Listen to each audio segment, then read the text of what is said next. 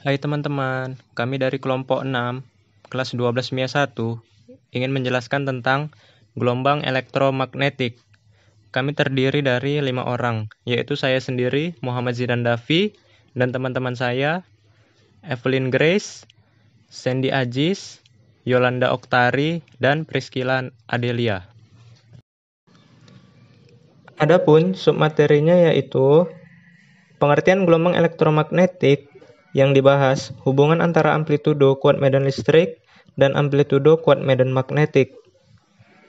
Persamaan vektor pointing atau vektor petunjuk. Selanjutnya, percobaan Hertz tentang gelombang elektromagnetik. Spektrum gelombang elektromagnetik. Berikut penjelasan materi yang akan dipaparkan oleh teman-teman saya. Selamat mendengarkan. Pengertian gelombang elektromagnetik. Gelombang elektromagnetik adalah gelombang yang tidak membutuhkan medium untuk merambat. Artinya, gelombang elektromagnetik bisa merambat meskipun dalam ruang hampa seperti di luar angkasa. Gelombang elektromagnetik dibentuk oleh medan magnet dan medan listrik yang saling merambat tegak lurus. Tidak seperti gelombang pada umumnya yang membutuhkan media rambat. Gelombang elektromagnetik tidak memerlukan media rambat, sama seperti radiasi. Oleh karena tidak memerlukan media perambatan, gelombang elektromagnetik sering pula disebut sebagai radiasi elektromagnetik. Bentuk gelombang elektromagnetik hampir sama seperti bentuk gelombang transversal pada umumnya. Namun, pada gelombang ini terdapat muatan energi listrik dan magnetik di mana medan listrik atau E selalu tegak lurus terhadap medan magnet atau B, yang keduanya menuju ke arah gelombang seperti yang dilihat pada gambar di bawah ini. Hubungan amplitudo kuat medan listrik. James Clerk Maxwell 1831 sampai 1879 berasal dari Skotlandia, mengemukakan hipotesa tentang teori gelombang elektromagnetik, menemukan hubungan antara amplitud medan listrik EM dengan amplitud medan magnet BM dengan persamaan sebagai berikut. EM per BM sama dengan min E per B sama dengan C, atau EM per BM sama dengan C. Contoh soal, gelombang elektromagnetik mempunyai amplitudo medan sebesar 600 V per M. Berapa amplitudo medan magnetiknya? Penyelesaiannya diketahui EM sama dengan 600 V per M, C sama dengan 3 kali 10 pangkat 8 meter per second. Ditanya BM-nya berapa?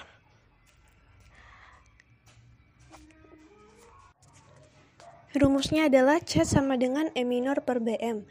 Karena yang ditanya adalah BM-nya, maka kita buat BM sama dengan E minor per C. BM sama dengan 600 V per M per 3 kali 10 pangkat 8 meter per second. Sama dengan 2 kali 10 pangkat minus 6 Vs per second kuadrat. Vektor pointing. Gelombang elektromagnetik membawa energi, dan ketika gelombang ini merambat melalui angkasa, gelombang ini dapat memindahkan energinya ke benda-benda yang berada pada lintasannya. Laju energi yang dipindahkan melalui gelombang elektromagnetik disebut pointing, lambang S, dan didefinisikan oleh persamaan vektor. S sama dengan 1 per mu 0 kali vektor E kali vektor B, dengan vektor S sama dengan vektor pointing W per M kuadrat. Vektor E sama dengan vektor medan listrik N per C. Vektor B sama dengan vektor medan magnet T atau Tesla. Mu 0 sama dengan 4V kali 10 pangkat min 7 WB per AM. Percobaan Hertz. Hipotesis Maxwell. Maxwell mengemukakan sebuah hipotesis yang berbunyi sebagai berikut. Perubahan medan magnet dapat menimbulkan medan listrik dan sebaliknya. Perubahan medan listrik dapat menimbulkan medan magnet. Maxwell melihat adanya keterkaitan yang sangat erat antara gejala kelistrikan dan kemagnetan. Maxwell menurunkan beberapa persamaan untuk hipotesisnya tentang gelombang elektromagnetik. Persamaan tersebut dikenal sebagai persamaan Maxwell. Menurut Maxwell, ketika terdapat perubahan medan listrik atau E, akan terjadi perubahan medan magnetik atau B. Perubahan medan magnetik akan menimbulkan kembali perubahan medan listrik dan seterusnya. Maxwell menemukan bahwa perubahan medan listrik dan perubahan medan magnetik ini menghasilkan gelombang medan listrik dan gelombang medan magnetik yang dapat merambat di ruang hampa. Percobaan Hertz. Heinrich Rudolf Hertz tahun 1857 sampai 1994, seorang fisikawan yang pertama kali berhasil melakukan eksperimen yang dapat menunjukkan gejala perambatan gelombang elektromagnetik. Dalam eksperimennya, Hertz menggunakan perangkat celah bunga api di mana muatan digerakkan secara bolak-balik dalam waktu singkat sehingga menghasilkan gelombang berfrekuensi sekitar 10⁹ Hz. Telah kita ketahui bahwa Maxwell belum dapat membuktikan hipotesisnya dalam kurun semasa hidup dirinya. Dalam hal itu membuat seorang yang bernama Hertz untuk pertama kali menguji hipotesis Maxwell dalam gelombang elektromagnetik pada tahun 1887. Beliau bernama lengkap Heinrich Hertz. Telah diketahui beliau bereksperimen menggunakan beberapa rangkaian peralatan seperti gambar di bawah ini. Bisa kita lihat pada gambar di bawah ini. Dengan menggetarkan saklar es, kumparan Rumkopf tersebut akan menginduksikan tegangan pada kedua elektroda bola tersebut ke sisi A, sehingga hal tersebut akan menimbulkan percikan bunga api yang dikarenakan sebuah pelepasan muatan. Tidak disangka-sangka, ternyata kedua elektroda tersebut yang terdapat pada lob kawat kedua di sisi B juga menampakkan percikan bunga api. Hal tersebut dapat dipastikan telah terjadinya pemindahan energi gelombang elektromagnetik dari sisi sebelumnya atau sisi A, yang berfungsi sebagai penerima. Dalam eksperimen yang dilakukannya, beliau atau Hertz telah berhasil mengukur bahwa radiasi gelombang elektromagnetik pada radio sebesar 100 MHz yang dibangkitkan memiliki kecepatan rambat sesuai dengan nilai yang diramalkan oleh Maxwell. Selain itu, eksperimen Hertz juga menunjukkan sifat-sifat gelombang dari cahaya, yaitu pemantulan, pembiasan, interferensi, difraksi, dan polarisasi. Oleh sebab itu, hipotesa Maxwell mengenai gelombang elektromagnetik telah terbukti kebenarannya melalui eksperimen Hertz. Demi menghargai jasa Hertz, maka satuan frekuensi dalam SI ditetapkan menggunakan nama Hertz. Kesimpulan dari pernyataan di atas telah terbukti dan tertulis beberapa sifat-sifat gelombang elektromagnetik. Berikut sifat-sifat gelombang. 1. Merambat dalam ruang hampa. Kedua adalah gelombang transversal. Ketiga, mengalami polarisasi. Keempat, mengalami pemantulan atau yang biasa disebut refleksi. Kelima, mengalami pembiasan atau yang biasa disebut refraksi. Keenam, mengalami interferensi. Ketujuh, mengalami lenturan atau hamburan yang disebut sebagai difraksi. Dan yang kedelapan, merambat dalam arah lurus. Rumus cepat rambat gelombang elektromagnetik yaitu C sama dengan 1 per akar mu0 epsilon 0, di mana C sama dengan cepat rambat gelombang elektromagnetik M per S. Mu0 permeabilitas vakum dengan ketetapan 4V kali 10⁻⁷ WB A pangkat min 1 M pangkat min 1. Epsilon 0 sama dengan permitivitas vakum dengan ketetapan 8,85418 kali 10⁻⁻12 C pangkat 2 N pangkat min 1 M pangkat min 2. Contoh soal, gelombang elektromagnetik dalam suatu medium memiliki kelajuan 2,8 kali 108 meter per sekon. Jika permitivitas medium 12,76 kali 10 kurang 7 Weber per AM, tentukan permeabilitas media tersebut. Diketahui C sama dengan 2,8 kali 108 meter per sekon.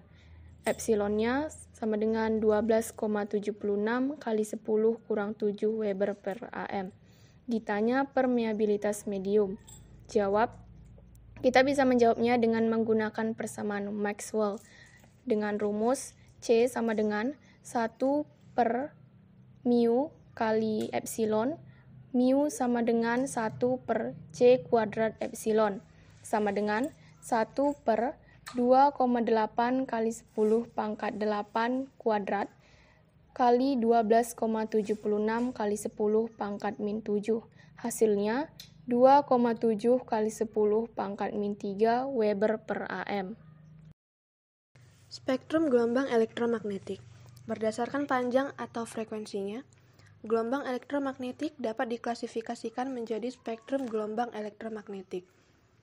Spektrum gelombang elektromagnetik adalah spektrum kontinu di mana masing-masing jenis gelombang elektromagnetik yang berbeda didefinisikan dalam rentang panjang gelombang tertentu.